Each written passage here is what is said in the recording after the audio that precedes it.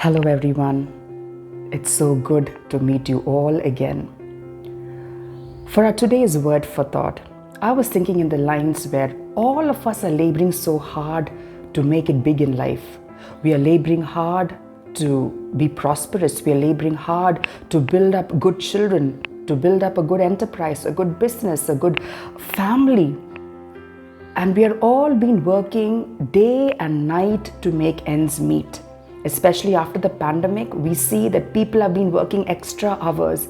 But when they come home with this great, they feel that they haven't accomplished much because they feel that their labor has been going in vain. You've been knocking doors, but the doors are not opening. You've been waiting hours for that one call, but the call doesn't come. You've been waiting days for that email to come, but that email has not come.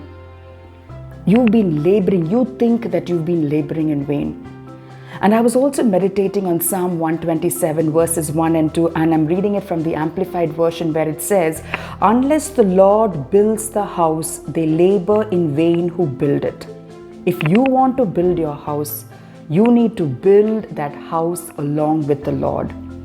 They are not saying that working hard is wrong, but working hard with the Lord involved in all your work, that will bring you the results.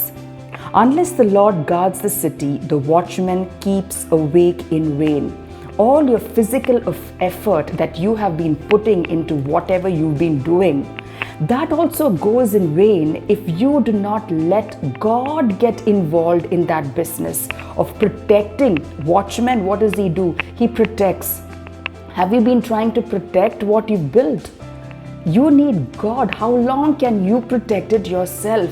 You need God who enabled you to come this far to protect the work of your hands.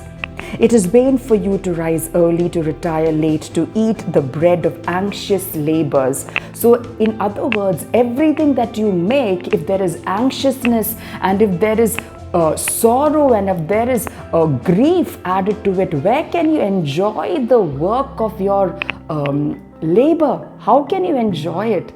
But on the other hand, when you're dependent on God and when you get God involved in everything, when you get Jesus involved in your work, you will slowly start enjoying the labor of your work. And the second part of verse 2 says, "For he gives blessings to his beloved even in his sleep." Can you imagine that? It says, "For he gives blessings to his children," to the ones who are dependent on him, to the ones who ask him, "Lord, which is the way that I should go?" To those, he calls them beloved, and he says, even in their sleep, he gives blessings. Amen. What a wonderful word. Have you been working hard and you're feeling that everything is just not going the way you want? You cannot do what you want devoid of God. If you want to see the result of your hard work, then God has got to be on the driver's seat. I don't know to whom I am talking, but I'm encouraging you with this verse, and I'm going to conclude this second part of the verse which says, "For he gives blessings to his beloved even in his sleep."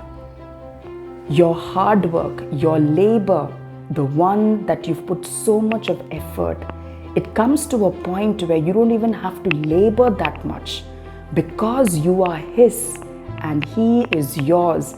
He will take care of everything that concerns you. God bless you.